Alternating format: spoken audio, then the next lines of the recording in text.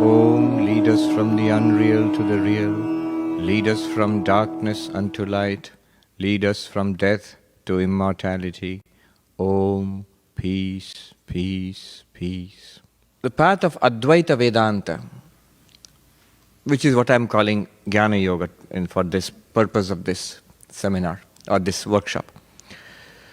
No, retreat. What am I saying? Seminar, workshop. I'm getting used to the academic language. It's a retreat.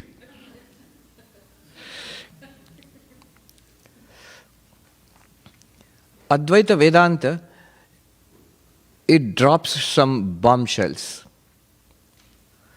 That we require these 4 yogas to become free of bondage. Advaita Vedanta says, no. You are already free of bondage. You don't have to become one with God. You are one with God. What is the purpose of these 4 yogas? What is the purpose of spiritual life then? The purpose is to correct the error that you are not free. That you are not already Brahman, that Brahman alone is real, the world is an appearance, and you are none other than Brahman. Brahma Satyam, Jagat Mithya, Jiva Brahmeva Napara. This is already a fact right now, as much true for you or I as it is true for Sri Ramakrishna or Ma Sharada or Swami Vivekananda, all the enlightened people. Absolutely true right now. The only difference is we don't think it's true. We feel, no.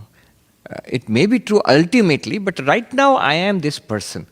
And I have to do a lot of things. 4 yogas I have to do for 40 years, and then only I'll be somewhere near that.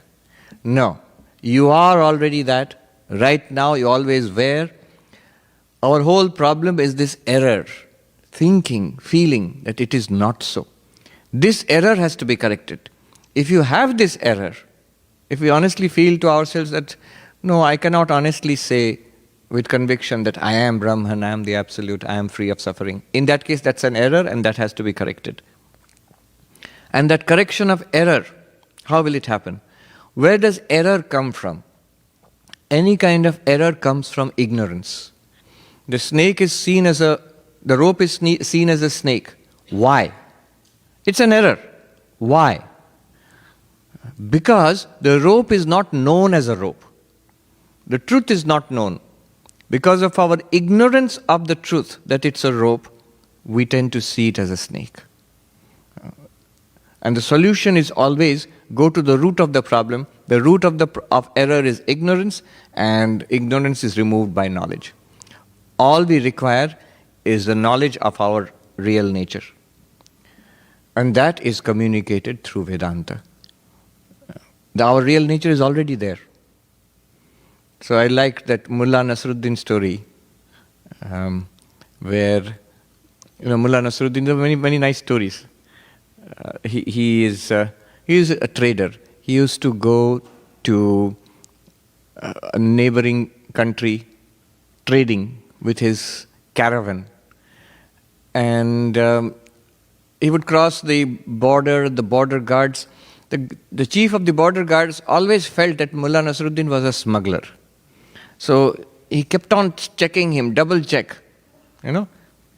Please step out of the line, special checking. TSA? So, double check. This fellow looks suspicious. So I get some special checking sometimes because of this dress, So, and it's interesting.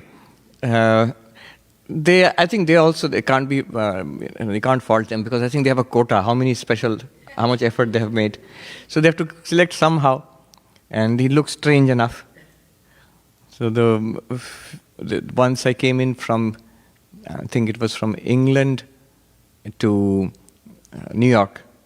When I entered, they said, please come to this room, special room. I saw, all right, special checking. And the room, everybody was either wearing a burqa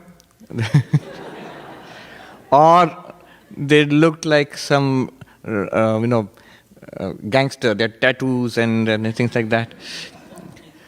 I thought, why would you dress like that to come here? You're definitely going to get checked. And the most interesting thing was the person sitting next to me, also for special checking, he was an Arab with a long white dress up to the ankles, and just like the Arabs will, in fact, almost like a cartoon you will see in caricature of a terrorist if you see in Hollywood movies, like that. He has a backpack which is not letting go, and he has a long beard and a covering, and he's muttering in Arabic. Now, obviously, you're going to get pulled aside for special checking if you behave like that. And so, in the middle of that, I was there. So, this Mullah Nasruddin was always pulled aside for special checking, but they could never find out what he was smuggling. Every time. Many years later, the chief of the border guard, he had retired. One day, he met Mullah Nasruddin, like for a cup of tea. In India, we call dhaba, like a roadside tea stall. He met him there. And he said, "Hey, do you remember me? In those days, I was this guard, I was there. And you used to come with all your goods loaded on the donkey, and then we would check. And know you are smuggling. But everything was legal. I mean, I could not find anything which you are smuggling. So now I have retired, you don't have any worry. Tell me, what is it you are smuggling?"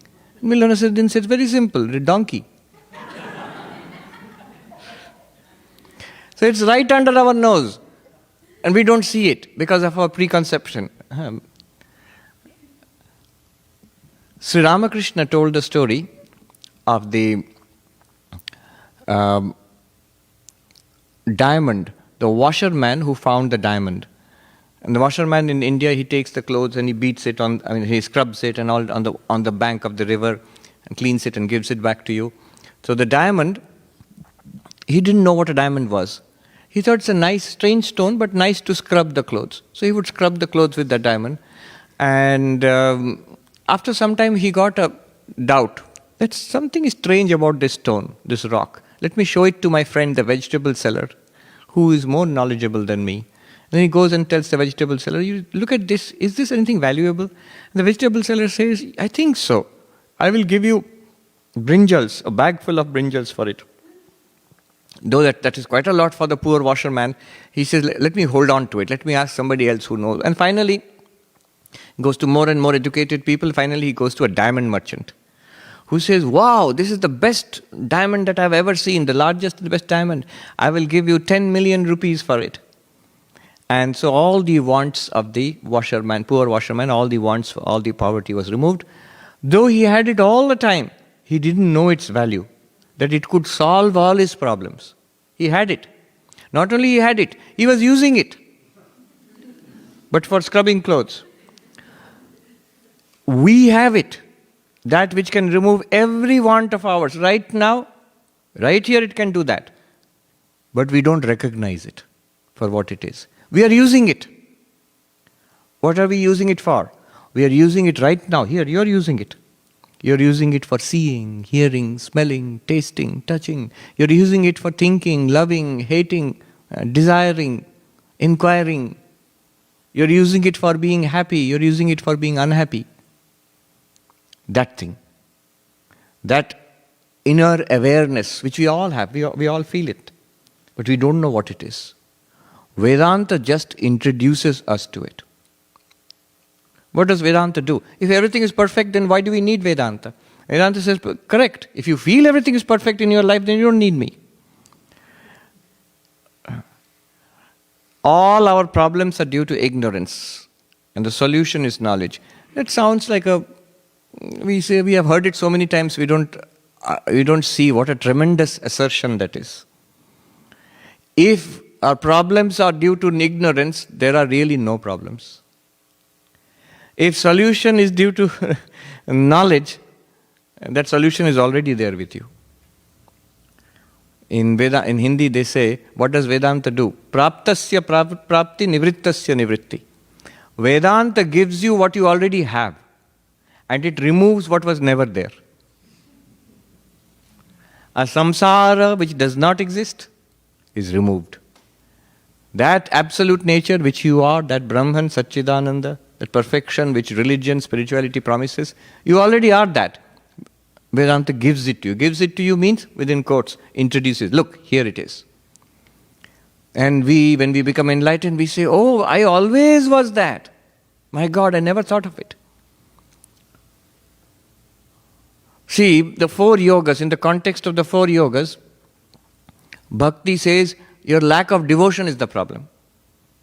Yoga says your restlessness of mind is the problem, hence meditate. Bhakti says lack of devotion is the problem, hence have faith. But Vedanta says, no, it's not a question of faith. It's not even a question of meditation or not meditating. It's a question of knowing or not knowing, realizing or not realizing. So, in Vedanta, the spiritual journey is from ignorance to knowledge.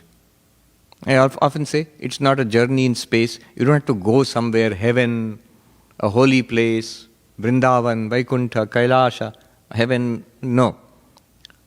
You don't have to wait that after death, after the next.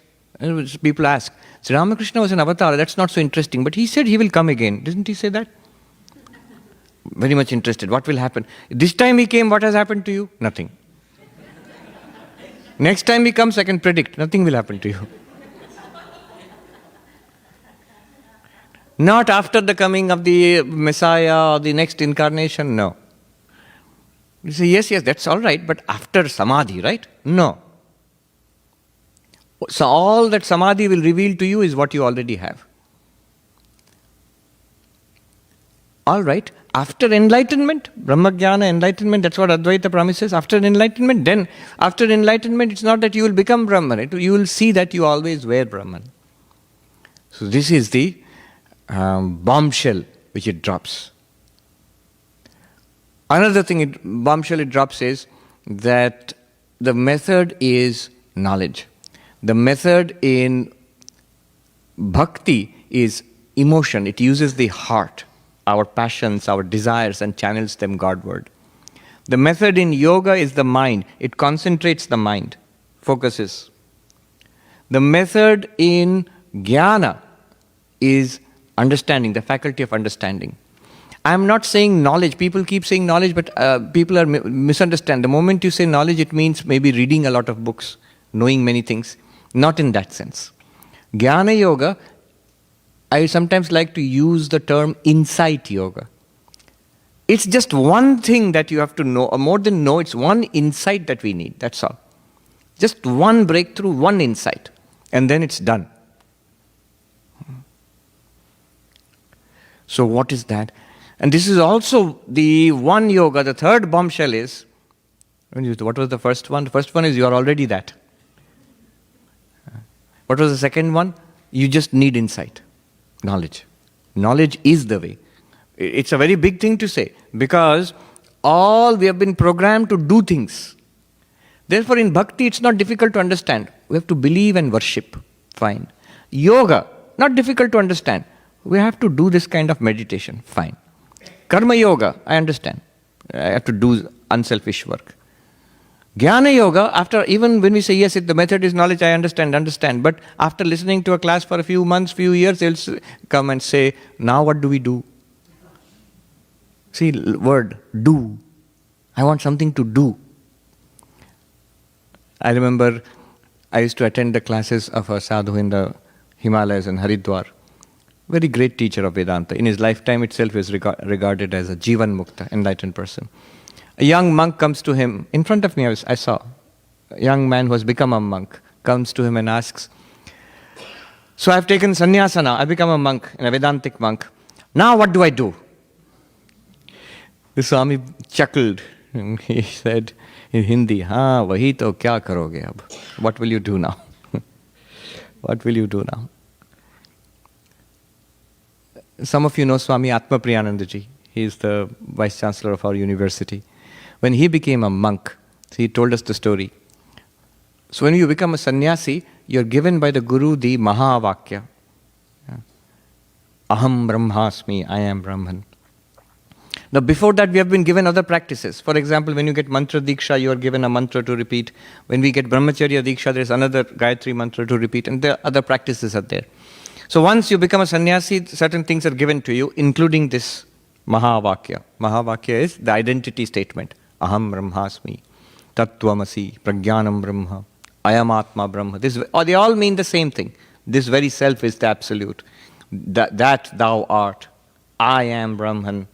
Or consciousness is this awareness I feel inside just now. This scrubbing stone is the diamond.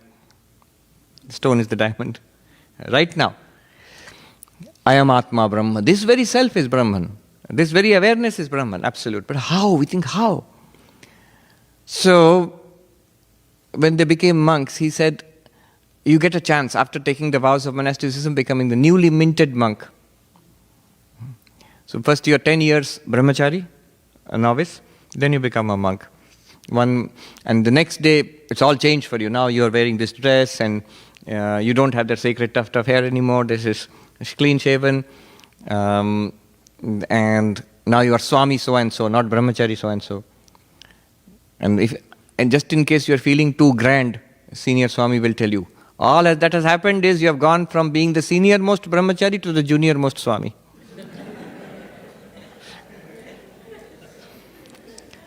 Anyway, one thing is you get a chance to ask a question to the president of the order, who is the only one authorized to give you the vows of sannyasa. So they all went in their time when they became monks, Atmapriyanji and his cohort, here they will say cohort. And the question they asked was, this Mahavakya, I am Brahman, Aham Brahmasmi. So how many times are we to repeat it? Mantra, you see? That same psychology is there, repeating the mantra. How many times are we to realize it? And Swami Gambhiranandaji was the president of the order. He was a man of few words. In Sanskrit, Gambhira means profound and serious. And whatever it means distinctly non-humorous. Not a person to be taken lightly. So he was sitting, he was president of the order, he would sit with his eyes closed. And Swami Atmapriyanji showed this. He would sit eyes closed. And they came and said, Swami, we had this question, Aham Brahmasmi, I am Brahman. How many times are we to repeat it? He said, it is not for repetition, it is for realization. Any other question? No? You may go. Same thing, it is for realization. As that Swami said in Uttarakhand, Vahi to, kya karo, what will you do now? Yes, you are right, what will you do now? The very idea, this question that I have to do something now, shows that I have not understood it. No, I have understood what you said, but now what do I do? You have not understood. You have not understood. Another great teacher of Vedanta was there in our training center. Again, this story is from Atmapriyanji. His name was Mukhyanandaji. And I've seen him in his old age. He was a great Vedantin, non-dualist. He had a little beard, and which is rare for monks of our order. We are usually clean shaven. A little beard and a little long hair. And he always used to feel hot. So he had a little bamboo fan. And his way of blessing, all senior monks bless if you bow down. His way of blessing was to tap you on the head with the fan. I've been tapped many times, His way of introducing this concept of knowledge versus doing something. He would come to the class like this. All the novices would be sitting, and he would come. He had a high-pitched voice. He would say, the grass is green. And all the young novices would look at each other, confused. Yes. The grass is green. No? We don't get it. What do you mean, grass is green? Get me a glass of water. Immediately one of them should have, yes, that I can do. Fool, sit down. Here is the difference between the Advaitic approach and every other approach. Get me a glass of water is a commandment to action. All this is a very simplified way of putting a lot of things which Shankaracharya has said, distinguishing the Jnana Kanda from the Karma Kanda. The Vedas have a ritualistic portion and a knowledge portion. A ritualistic portion is full of do's and don'ts. And they may be difficult to practice, but you know what you're supposed to do. It's very clear. The Upanishad portion the whole point is to inform us and point out something so that we get an insight into our real nature. It is to tell us the value of the diamond. It is to point out the donkey, which we are missing all the time. So grass is green is like that. It's a factual statement. That thou art, aham brahmasmi. It's a statement like that. Grass is green may not be a useful statement to you, but aham brahmasmi is a most useful statement to us. Why is it useful? Because if you understand it, if you grasp it, all your problems are solved. But all problems, of course, remember, what did the Buddha say? Second arrow. But it's solved immediately. That's the other bombshell which Advaita Vedanta drops. Another one. That what Advaita is trying to tell us is instantaneous, right now. And even better, it is effortless. I can see many smiles coming. It's, oh, all the others seem so much hard work. Bhakti yoga, karma yoga, raja yoga, and it takes so much time. But jnana yoga, what Advaita Vedanta says, is instantaneous, right here, right now, effortless also. It may take a lot of time and lot of effort to come to that instant. That is there. That is there. That's the fine print. Often you find there's a whole popular movement of Neo-Advaita. The direct method teachers, very popular in USA and in some other parts of the world, Western world now, who say these things, what I've said just now. And they even go further, which I will not say. They say that the other yogas are not necessary. What is the need for all of that? You are Brahman. Does Brahman need to meditate? No, don't meditate. Does Brahman, whom will you be devoted to? You are Brahman. There's no other God to be devoted to, so no bhakti. And karma yoga, doing good to the world is an appearance, it's false, it's an illusion. What good will you do? Will you start organizations to help people and feed the poor in your dreams, once you know it's a dream? No, you won't. None of them are necessary. You realize you're Brahman, finished. But you will notice one thing, a couple of things about that. One is, in most cases the teachers, I'm not saying they are false or they're wrong. Some of them do, I feel, have a deep insight. They have made a breakthrough.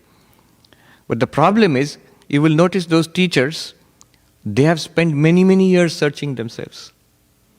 They've put in in each case, 10, 20, 30 years, or even if it was some of them spontaneously awakened, quite a lot of struggle at that time. So that is there. The second thing you will notice is, those whom they are teaching this to, not many seem to be benefited. You will see people surrounding, they suddenly feel, I got it, after some time again. Why? Even in the few cases where the message they're transmitting is correct, genuine, powerful, direct, very good, unless the preparation is there, it will not be received. Transmitter is working, but receiver is not working. To switch on the receiver and tune it, it requires karma yoga, bhakti yoga, raja yoga. Even for this direct path, the other yogas are preparatory and necessary. This was well understood in India for thousands of years. Otherwise, they wouldn't have said it.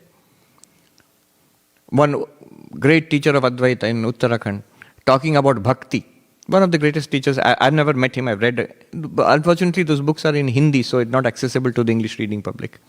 A little bit that is available. So they are being asked, what is the role of bhakti and jnana? Is it necessary for each other? He said, for those who are on the path of bhakti, jnana is not necessary. Not necessary means whatever is necessary, God will give. If you hold on to the path of bhakti sincerely, whatever is necessary will come to you. You need not worry separately about going to Vedanta retreat. You practice your bhakti. But he said, for those on the path of jnana, bhakti is a must. Or bhakti is very useful. Do you know why? Because our real problem at the beginning of spiritual life and for a long time are the impurities of our minds, are the problems in samskaras in our mind. And knowledge, the teachings which we get from Vedanta, they, at least at the beginning, they work at the level of the intellect. So many things we may begin to understand, but we'll find we are unable to do it in life. We are unable to manifest them in day-to-day life. Why? Because the obstructions are at the level of our samskaras. The heart is the problem, not the intellect. And bhakti works directly at the heart level. See, to oversimplify, I did not know these things, that I am Brahman, the world is an appearance, we are one reality. Now I know these things. That's one level. But I want the world. That's another level. So that I want level still remains untouched, even when the I know changes. Do you see where I'm coming at? Now this leads to an imbalance where you will feel, I have understood many things, but I'm not able to do it in life. Why am I not able to do it in life? Plato said famously, to know the good is to be good. We immediately feel, no, that's wrong. He is right actually, but that's wrong because the problem is with us.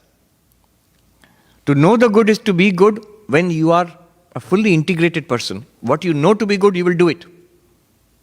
If you see the lives of saints, Sri Ramakrishna and others, what they thought to be right, they did it, they had no problems doing it. They went straight ahead and did it. Even the most difficult spiritual practices, they did it.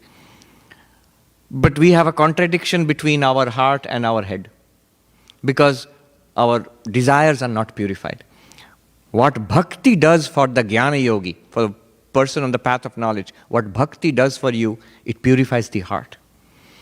Devotion to God, it turns the desires which are flowing towards the world, it turns them towards God, so that they are no longer obstruction to your jnana. Even more, it invites the blessings of God on your spiritual path. Very powerful help. There is a way of trying to walk by yourself. Sri Ramakrishna said, the child who tries to walk holding the hand of the father may slip and fall. But if the father holds your hand, then it's unlikely to slip and fall. So, when the father holds your hand means when you take the refuge of God. So all the yogas are useful for jnana. So this is another bombshell that it is directly available and effortlessly so, but fine print preparations are necessary. All right. It is also the only one of the yogas, because it is directly available, instantaneous, it can be demonstrated here and now. So let's see. We have half an hour for enlightenment. No, more than that. We have 1 hour, 1 full hour for enlightenment. Very good.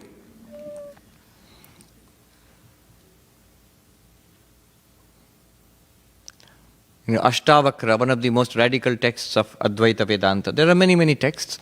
One of the most radical texts of Advaita Vedanta, Ashtavakra. In the very first chapter, he says, Yadi deham prithak kritya chiti vishramya tishtasi adhunaiva sukhi shanto bandha mukto bhavishyasi. If you can see yourself as not the body and rest in pure awareness, adhunaiva, right now, sukhi, perfectly happy, shanta, peaceful, beyond all suffering, bandha mukta, free of bondage, bhavishyasi, you will be. Right now, you will be enlightened, attain to bliss, transcend suffering, be free of bondage, moksha, you will get moksha. When? Now. How? If you can see yourself as not the body, but as consciousness, and rest in that. Yadi, if. And that if is a big point. If basically means spiritual life. That we have already discussed. The difference between ordinary religion, pravritti dharma, and nivritti dharma. In Karma Yoga we talked. So I want enlightenment. So that is the if you want that. Deham prithak kritya. And so let us see, can we demonstrate it right now? See, here it is. The method of, I'll quickly talk about 3 methods by which we can have this insight, which I talked about, this one insight. 3 methods. The Drigdrishya Viveka method is my favorite. You often used to talk about that. Remember, none of these 3 methods are actually going to give you Advaita. That's only the first step to Advaita. There's one more step to be taken. So always remember in Advaita, not two. There are two steps. I've given a talk, 2 steps to not two. The first step is not Advaita. First step you will see, as we do it, you will see, some of you will feel, this is just what we talked about in Sankhya. The first step is entirely borrowed from Sankhya. But the second step takes you to Advaita. And you cannot take the second step directly. The first step has to be taken. 2 steps to not two. So Drigdrishya Vivek, I talk about that. One Uttarakhand sadhu, I remember he said, in Hindi, I'll tell you the translation. ये जो बहुत दृष्टा दृश्य करते रहते हैं ना, ये कच्चे वेदांती हैं. These people, who keep talking about Drigdrishya, seer and the seen, these are unripe, immature non-dualists. Why? Here's a point. Because he says that's only the first step. That's not non-duality. But still, we must take the first step, and then only. How does it work? It works like this. In 4 stages. It starts with the very simple and deeper and deeper and deeper. From the physical to the subtle to the causal. It goes like that. So let's see. We start with the easiest. Rupam drishyam lochanam drik. It says the seer and the seen are separate. The seer and the seen are always separate. You are seeing, the simple act of seeing, physically seeing. And what you are seeing, this book. Literally your eyes and the book are different. Your eyes can see the book only because the book is separate from your eyes. Your eyes are the seer and the book is the seen. And remember, we always identify ourselves with the seer. In any situation, when you are seeing, hearing, smelling, tasting, touching, your experience is, I am the one who is seeing, and this is seen. These are seen. I am the one who is tasting. This is taste. You never feel that when you are eating the food is tasting me. I am tasting the food. So I am always on the side of the experiencer, the subject, and everything else is an object to me. So the seeing, the eyes are the seer, and the forms are seen. And the forms are different from the eyes. True, the forms are different from the eyes. If the forms were not different, you could not see them. In fact, the limit of the eyes, what the eyes cannot see are the eyes themselves. You see, the eyes cannot see themselves. You don't seem convinced. So what about a mirror, Swami? You are seeing a reflection of the eyes in the mirror. The way the eyes are seeing the mirror themselves, that way the eyes are unable to see themselves. Yeah. You see a selfie, that's a picture of your eyes. Though that's not the eyes seeing the eyes directly. So the eyes can only see something separated at a distance from them. Separated. Now, consider the eyes themselves. My eyes are open, my eyes are closed. I could see so well earlier, now I need glasses. All these things about the eyes themselves become the object. To whom? Who is the subject now? The mind. Who is thinking all these things? The mind. The mind is observing the eyes. Why only the eyes? The eyes, the ears, the nose, the skin, the tongue, the entire body in fact. It becomes an object to the mind. The mind considers the body. So the mind is the seer and the eyes or the entire body is the seen. Seer and seen are different. Clearly mind is different from the eyes. Are you with me? It's actually a very simple observation. Mind is different from the eyes. That's why your psychiatrist and your ophthalmologist are 2 different people. Because your mind is different from the eyes. Mind is the seer, the eyes, the other sense organs, the entire body, they are the seen. It's an object. And which one are you? Are you the body or the mind? You will always say, I am the mind, because I always see myself as the subject, not as an object. And always check with your experience. That's the beauty of Vedanta. All these are not theoretical constructs. They may seem to be nice things to learn, and sometimes they're surrounded with fancy Sanskrit vocabulary, but they're always referring to your living experience right now.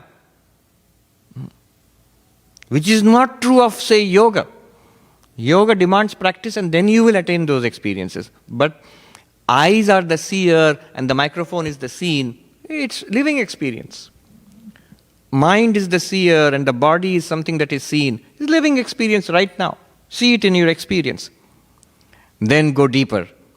Third, Rupam Drishyam Lochanam Drik Tad Drishyam Drik Tu Manasam. The eyes are the seen and the mind is the seer. Go deeper.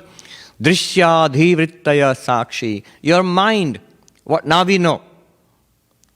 What is the mind? The vrittis. Thoughts, feelings, emotions, activity of the buddhi, activity of the ego, activity of the manas, we saw. So chitta vritti, those are all experienced. Are they not experienced? Happy. Happy feeling. I am happy. There's a happy song, became very popular. Yes. So you're feeling happy. That's why you can sing the happy song.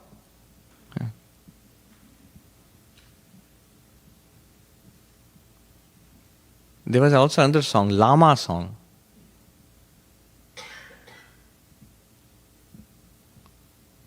It says,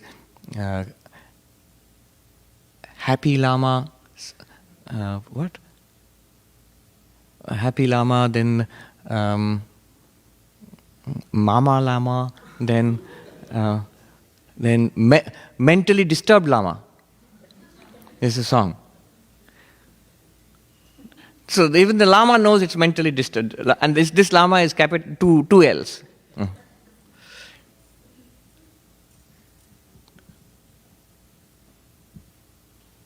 So the mind is also, the movements of the mind, they are also known. Thoughts, feelings, emotions are also known. If they are known, then who is the knower? The seer. Seer now no longer with the eyes. You're the experiencer of the objects in your mind, the feelings, thoughts, emotions in the mind. If they're experienced, who is experiencing? The minimum we can say is, I am experiencing my mind. I am experiencing the contents of my mind. If I am experiencing the contents of my mind, I must be different from the mind. Why? Seer and seen. Here we are getting into deep waters. Up to this point, stage 1, stage 2, everybody accepts, common sense.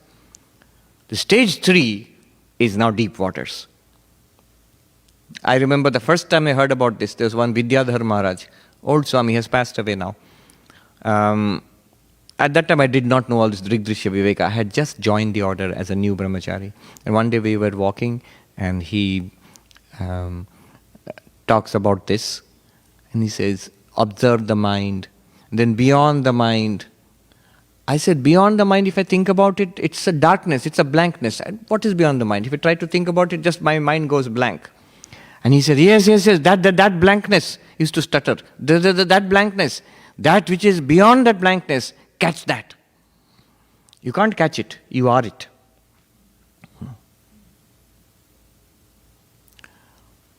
That which is beyond the blankness, that which is actually the experiencer of the movements of the mind. Drishya dhivrittaya sakshi. Dhivrittaya means the vrittis, chitta vrittis. They are also drishya. They are also seen. Seen, of course, in the sense of first person experience in the mind.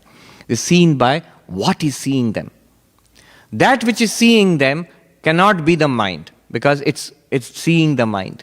Seer and seen are different. And one more thing we can say about that one which is seeing the mind is that it must be consciousness because it is aware after all. So that conscious witness of the mind is called Sakshi, witness. Stage 3.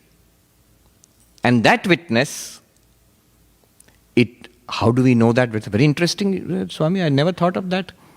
I would like to know that. Sorry, you can't know that. 4th stage. The stage 4 is Drishyadhi vrittaya sakshi drigeva natu drishyate. The seer is never seen. Which seer? The ultimate seer is never seen. When the eyes are the seer and the object is seen, eyes are the seer. But these eyes themselves become the seen. Who is the seer? Mind.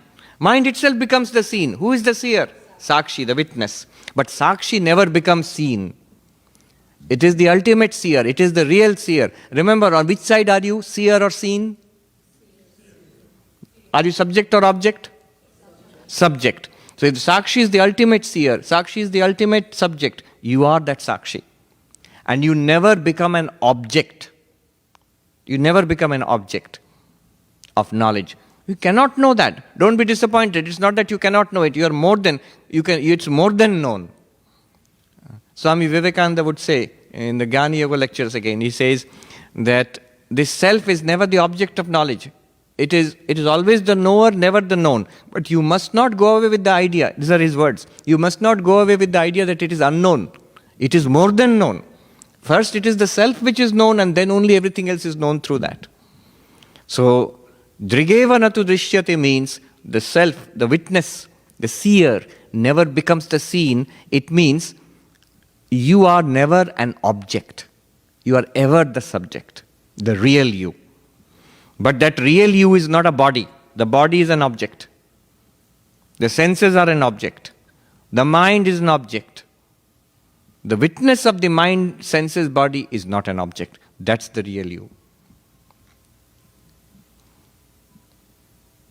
Is it real? Is it a matter of experience?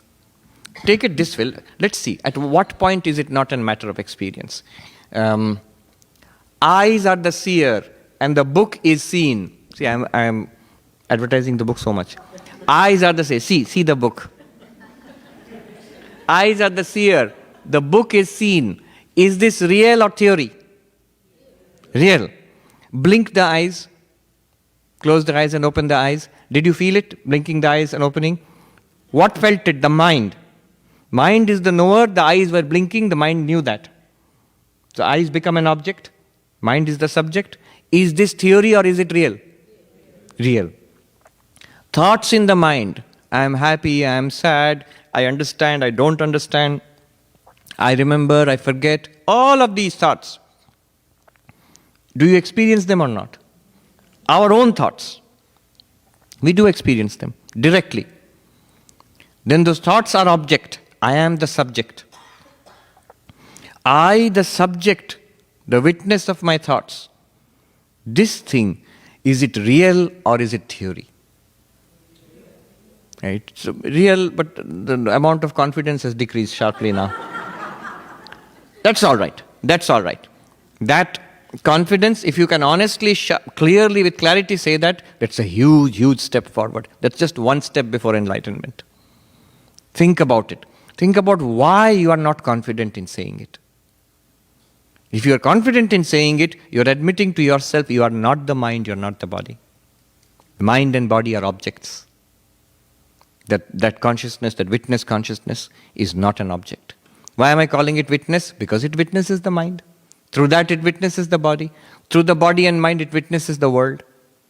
Why am I calling it consciousness? Because it is giving you conscious first person subjective experience. Without it everything would be blank. Notice.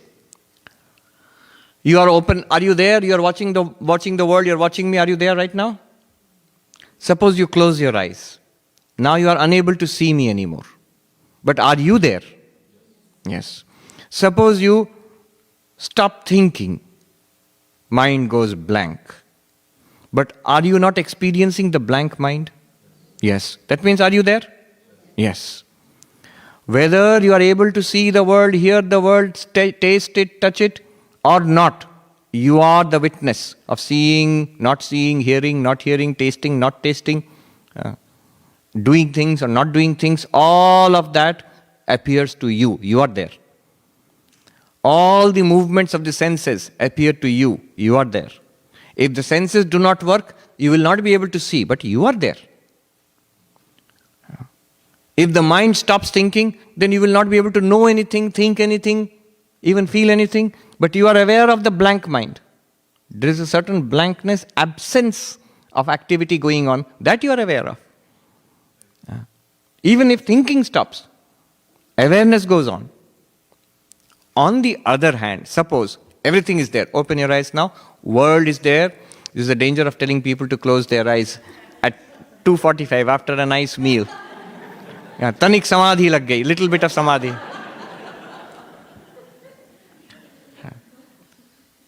They say, Swami, we like this exercise. It's very nice exercise. Wait, let me finish this. Hold on to the question. But suppose the opposite. Suppose I say you, that awareness. Suppose you are not there. World is there, body is there, eyes are open, mind is functioning. But suppose you, that awareness, that one is somehow, it's not possible, but somehow it's left. What will happen? What will happen? Air gone, everything is gone. For you, from your experience, blank. Everything disappears. Everything disappears.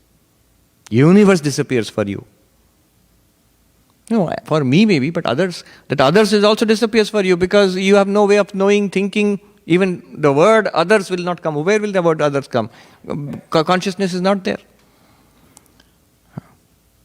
So this is that consciousness we are talking about.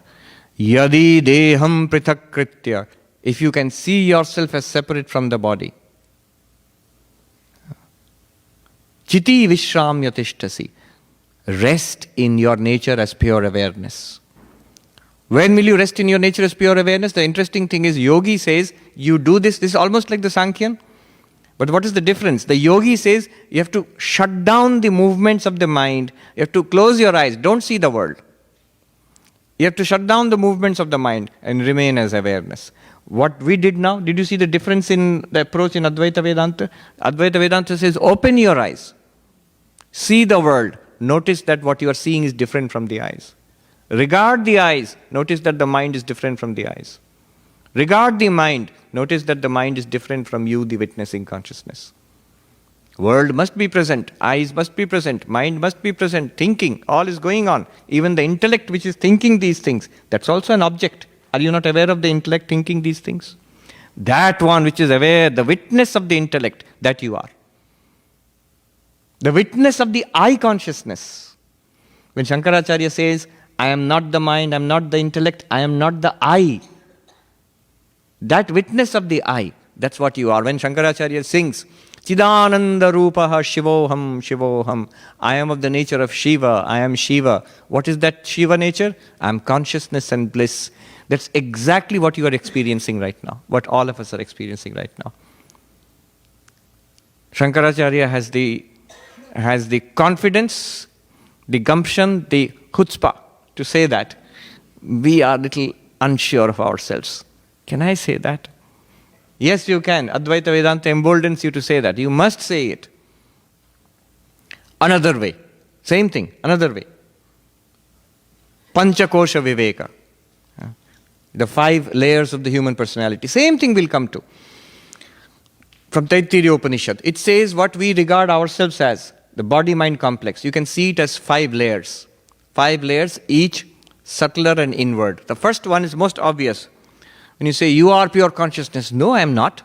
All right, what are you? This. Like baby Victoria. This. Okay, this. Body. It's made of food. It changes. As you grow from babyhood to childhood to teenage to youth to middle age to old age, it changes so much. Yet you are the same. And it's an object. You are aware of it. If it's an object, Drigdrishya, remember? You are the subject. It must be different from you. I am aware of this body, so I cannot be this body. That doctor who wrote with a powerful experience. This is Drigdrishya Viveka, oncologist from Edinburgh. He writes, so much of this X-ray I'm seeing of the patient, the body. In this body, which one am I? Every bit of it, inside, outside, I can see and I know the details I've learned in medical school. Where am I, the conscious being, in any of it? This is Drigdrishya. Body is like that. Another thing, I am awareness and the body is something I'm aware of. Awareness, not awareness. It's not clear? Apply it like this. You are aware. That is consciousness. And what you are aware of, that's the object of consciousness. Notice, simple, apply like this. Look at this bottle. Look at this bottle. You are looking at the bottle. Now, you are aware of the bottle. Where is awareness? On your side or bottle's side? Is the bottle saying, hello, I see you? No. You are saying, hello bottle, I see you. So awareness is on your side, not on the side of the bottle. That on which side the awareness is, that is called chit. consciousness. That which you are aware of is called jada, insentient. Sentient, insentient. They can never be the same thing. That which is insentient and that which is sentient, they can never be the same thing. You are sentient, this is insentient. Why? Because you are aware of it. It is not aware of you. You will say, but Swami, that may be true of the bottle, but the person sitting next to me is aware of me, and I am aware of them. So the person is aware of me, then I am an object? No. The person sitting next to you is aware of your body, is aware of your behavior, is aware of your language.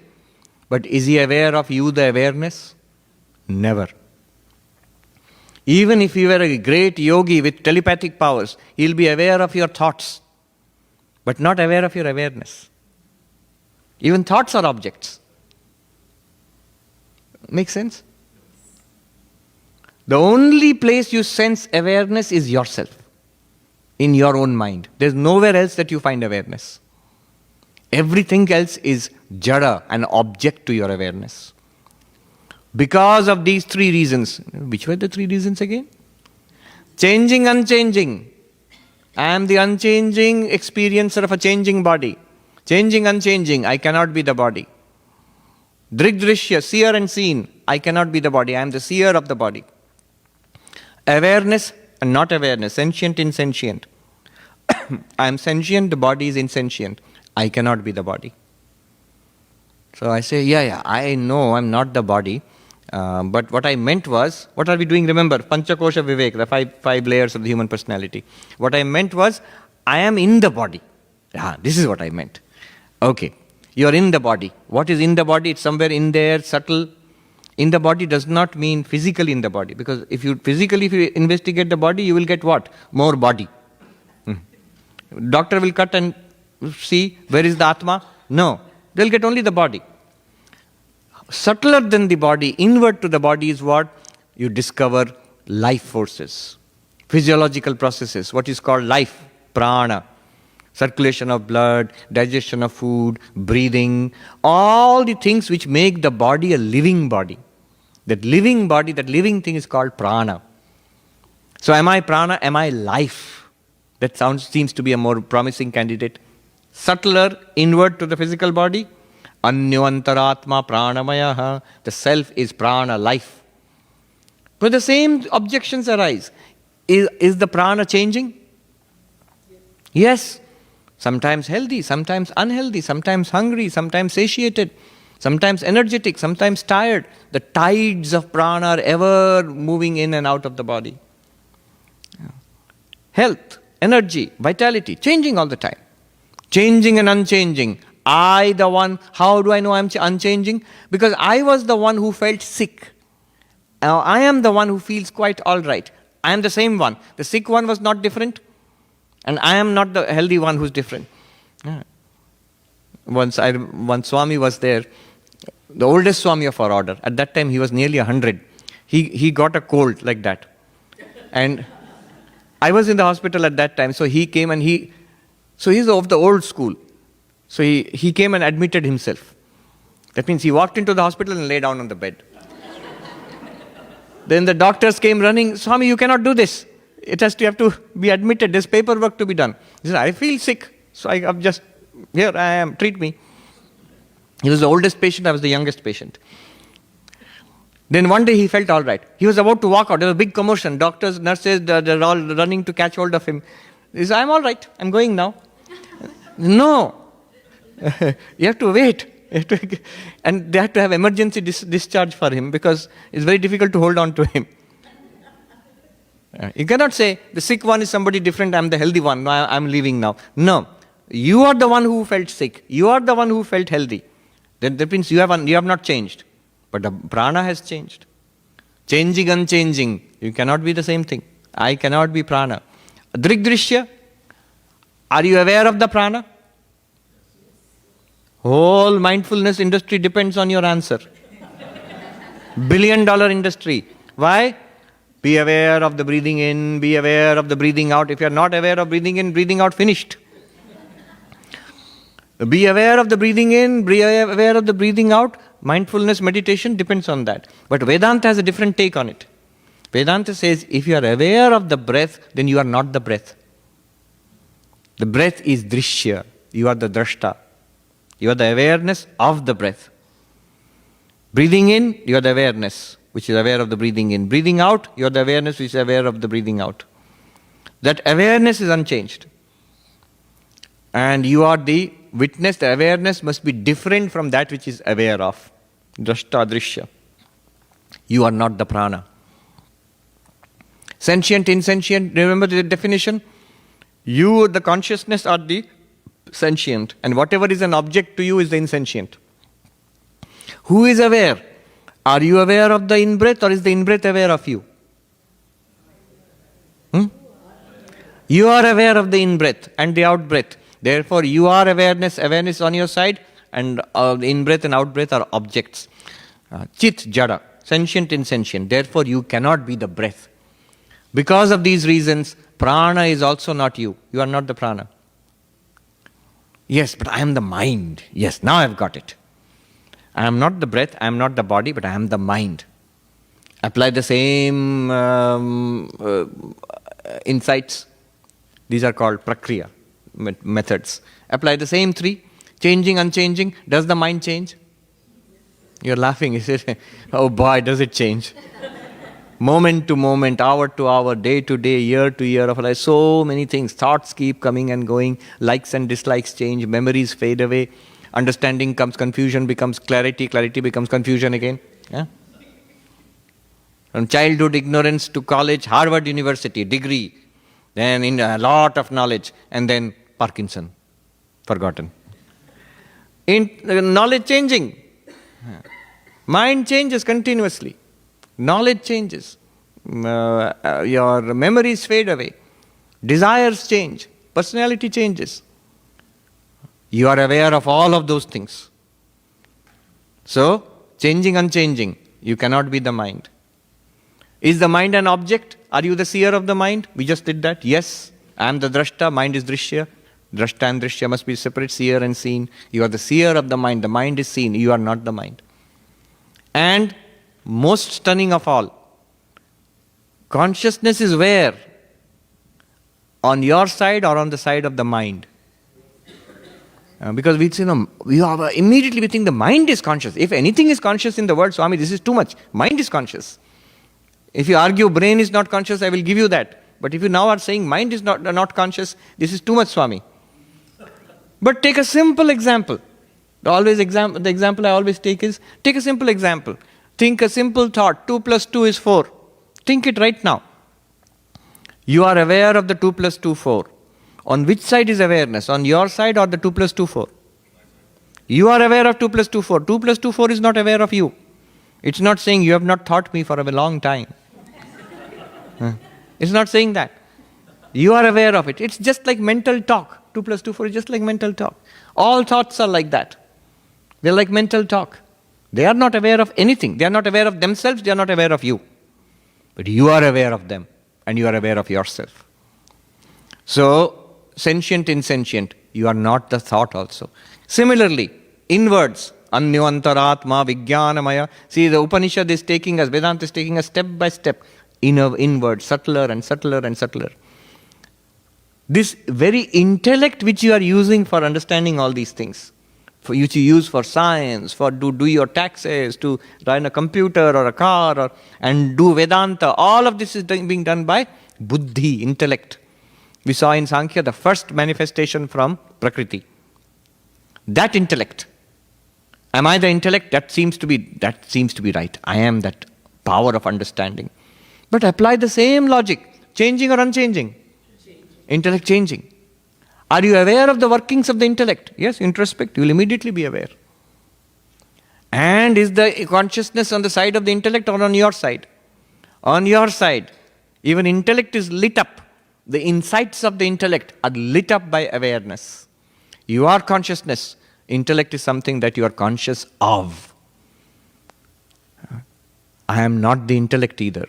Push beyond that, you will hit a blankness. That blankness, am I the blankness? Again note, are you aware of the blankness? Yes. Then the blankness is an object. You are that which is aware of the blankness. If you push beyond the blankness, it's the same thing, changing, unchanging, drashta, drishya, and sentient, insentient. If you apply those three rules, you will see, I cannot be that blankness. That's that Anandamaya Kosha, the last sheath of the human personality. Beyond that is the real you. And we wait at that point. Yes, now he's going to tell us the real Atman. I'm going to be enlightened now. And the Upanishad keeps quiet strategically at that point. Layers, physical body, I'm not that. Changing, unchanging, object and subject, sentient, insentient, good. Then the prana, I'm not that. Changing, unchanging, subject and object, sentient, insentient, all right. The mind, same three rules. I cannot be the mind. Intellect, I cannot be the intellect. The blankness beyond the intellect. Remember, all of these things are available for your inspection right now. You look inside yourself, you will find all of them. Then after that blankness, now I'm waiting. He will surely tell me. Upanishad will surely tell me, now reveal to me my real nature as consciousness, and I will be enlightened and be done with the Vedanta thing and get back to my life. I have more important things to do. And Upanishad keeps quiet. At this point, the student gets a doubt. The student asks the teacher, so there is no self? Asat Brahma iti Veda Chet. Here is the crucial point, where Buddhism, Advaita, Vedanta, that crucial discussion takes place. Brahman does not exist then? Atman is the self, is not there? And the answer is, Asanneva sabhavati. That means you would not exist. If someone asks at this point that, is Brahman not there? Then you yourself would not exist. But you do exist. Now you see where you have been forced. Whatever you thought you were, you are now convinced I am not those things. Clearly I am none of them. So I do not exist. But you do exist. All the things that you thought you were, those things are clearly you are not. And if you think you are nothing, that also you are not. You are not a thing, you are not nothing. What are you? I call it a no thing, not nothing, not a thing. What is a thing? Body is a thing. The prana is a thing, a subtle thing. Mind is a thing. Intellect is a thing. Even the blankness beyond the intellect is a thing because it is presented as an object. And what is nothing? And if I don't exist at all, then that's nothing. But I do exist, no doubt about it. So I am not nothing, I am not a thing. This is the meaning of neti neti. The first neti means not this. The first neti is, it covers every objective thing that you can present. Am I this? Am I this? Am I this? No. Neti. Then, am I nothing? Neti. Not even that. How does it work? It is here you must instinctively grasp it. How do you instinctively grasp it? Like this. That story of the 10th man. Old story. 10 friends crossed a river and then they thought, have we all crossed or did somebody drown? And then they said, let's count. One of them started counting. 1, 2, 3, 4, 5, 6, 7, 8, 9. Oh my God, 1, 2, 3, 4, 5, 6, 7, 8, 9. Oh, the 10th man has drowned. And the others said, you are not doing it right. Let me try. They all tried. They found only 9 people. Obviously, they were not counting themselves. And they started crying. Then somebody passed by and asked, why are you crying, my friends? Oh, what a tragedy, sir. We were crossing the river and our friend, the 10th person, died. How do you know the 10th person died? Because we counted. There are only 9. There were 10 of us to start with. Now there are only 9. That man must have counted and seen all 10. So he says, don't cry. The 10th person is there. Guru comes and says, Vedanta book says, you are Brahman. We don't know yet. We don't see it yet. You are there. Right now, right here, you are it. All problems solved. It's there. But you don't see it. So that is the stage of what is called paroksha jnana, indirect knowledge. They say, all right, I believe you. We believe you. But where? Can you show us? Where is the 10th person? Then the wise man says, do count again. We counted. No, humor me, count again. So they start counting. 1, 2, 3, 4, 5, 6, 7, 8, 9. And the wise man takes his hand and turns it around. Thou art the 10th. Dashamastvamasi. 10. And this man goes, oh, I see. 1, 2, 3, 4, 5, 6, 7, 8, 9. 10. Oh, how wonderful. And the others say, let me try. And they all try it and they find 10th man has been found. And they're so happy. Exactly like that, try it. Here is the body. I am not the body. Breathe in and breathe out. That's the breath. I am not the breath. Not as the mantra. You must see. Why am I not the breath? Clearly see. Changing, unchanging. It is changing, I am unchanging. It is an object, I am the subject. Seen and I am the seer. Second one, and the third one is, it's not sentient, I am sentient. I am aware of it. Breathing in, breathing out. Do it actually, experientially. Try it. It's an object. I am not, clearly not the breath. Then this thought which is going on in the mind, I am clearly not the thought. Same things. It changes. Clear, yes. It's an object, yes. I am aware of it. It's not aware of me, yes. Therefore I am not it, the thoughts. Go deeper, the understanding, Vijnanamaya, changing, unchanging, clearly. My intellect is changing. My intellect is, understanding is an object. And sentience, awareness is on my side, not on the side of the understanding. Go beyond it, you will hit a blankness. Nothing. Just blank. But you are aware of the blankness. It's an object. Who is the one? What is the one aware of these five? Experientially try to find. Always, when you're disturbed, go back to the most physical thing, the body. See, touch, feel. This one, I am not. Just like the doctor had that experience by seeing the X-ray. Clearly, nowhere in this I am there. And I am not. And you must be able to defend. So they were saying that in the orientation, whatever you must be ready to defend every word you put down. So you must be ready to defend. Why am I not the body? Give 3 reasons, 3 marks. Yes. Could you say more about this discrimination between sentient and unsentient? Yes. How do you differentiate? It's a very elegant discrimination. Discrimination, let's use the word discernment. So, very elegant discernment.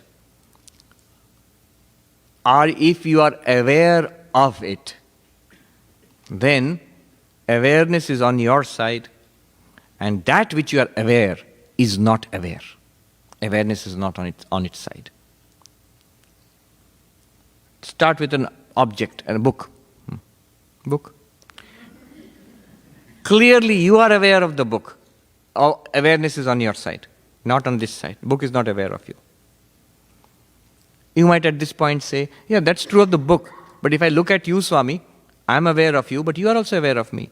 But again, the answer is, I am aware of your body. I am aware of your gestures. I am aware of your speech. If I were a telepath, I would be aware of your thoughts, but I would never be aware of awareness itself. So, awareness never becomes an object. Awareness is ever the subject. And whatever you are aware of is insentient. The awareness itself is sentience. It's a very elegant knife. You would apply it in your experience, you will see clearly it will divide into 2 parts. The pure subject and everything else. Yes. So maybe the part where you talk about witnessing your own thoughts, and then this discerning that your thoughts are object, and the one who, being aware of your thoughts is the awareness of the subject. Sometimes witnessing your own thoughts itself feels like a function of other portions of the mind. Correct. How do you get past that? Do you see the question?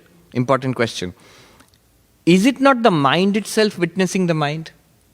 True, the mind can witness the mind. It's called introspection. Look inside. But the interesting thing is, when the mind is not witnessing the mind, you're not actually trying to see what's in your mind. At that time, don't you feel flashes of happiness, misery, understanding, memory? All the time the mind is working. And the inputs or the outputs of the mind are presented to you without any effort, without trying to see what's in your mind. That means it is being presented to consciousness. It's a very delicate thing which I'm saying. Consciously, deliberately looking at my mind, that's an activity. That's also a mental activity. But when you don't do that, even then the activities of the mind are being continuously presented to you. You don't have to look always. You see something delightful. So are you delighted? Let me introspect. Am I delighted or not? Yes, there is delight. Yes, I'm delighted. No, we immediately have a smiley face. Oh, it's so delightful. That delightfulness was experienced directly without mind thinking about it. What was experiencing effortlessly the delight or the lack thereof? You will notice what I'm pointing towards is never an object. You'll never be able to catch it. Why? Because it is the one looking. Whatever you can catch is a function of the mind. Basically what I was thinking when you were asking everyone, is it real, and it died down when you said about the witness. Because you said yourself it cannot be known. So even if we are aware of being aware that it cannot be, we cannot know it. We cannot say that is the witness, because then you would put it in a box and then it's an object and it can't be the thing. Correct. So my question is, we're using the buddhi, the intellect or the mind or these functions to try to turn the light backward, but it cannot be known. So It cannot be known. it's a different form of knowing. Yes. Two things happen. First of all, by this process, the error of identifying ourselves with some function of the buddhi or the mind or the prana or the body, that error is corrected. Clearly, I am not those. And the real self is not known by the buddhi, which is doing all this. It just reveals itself, but not as an object of the buddhi. It is ever the subject, never the object. Why is there lack of confidence in this? Because, same reason. Why is there lack of confidence when the wise man comes and says, 10th man is there? If you said, are the 9 men there? All of them would have said, yes, I counted. 10th man is there. They all would say, if you say so, sir. I don't see. Our condition is like that. Clearly 10th man is there. Clearly Atma is there and you are that. But it's not an object. Why is there lack of confidence? Because all our knowing till now is objective. We are habitually object seekers. Tell me, why couldn't they find the 10th man? Though the 10th one was obviously present. They were looking outside. Why were they looking outside? Why? Correct. Because up to the 9th man, whatever they found out there. 1, 2, 3, 4, 5, 6, 7, 8, 9. So by logic, by previous experience, the 10th man should be there. But not there. So the Atman is a unique thing because it's not a thing. Our problem is we swing between two things. Either it must be an objective reality or it's not there at all. But there is a third option between objective existence, non-existence, and the third one is the subject. Our modern materialistic worldview, you know what it does? It says the subject is nothing else, it's a product of the object. Body is the object, brain is the object, and it produces the subject by its biochemical reactions. Advaita does the opposite. We are coming to that third part of it now. The second step, 2 steps. First step was this one, witness consciousness. Now let us go to the second step. Yes, you are talking about the first step? Yes. Can you tell us about changing and unchanging?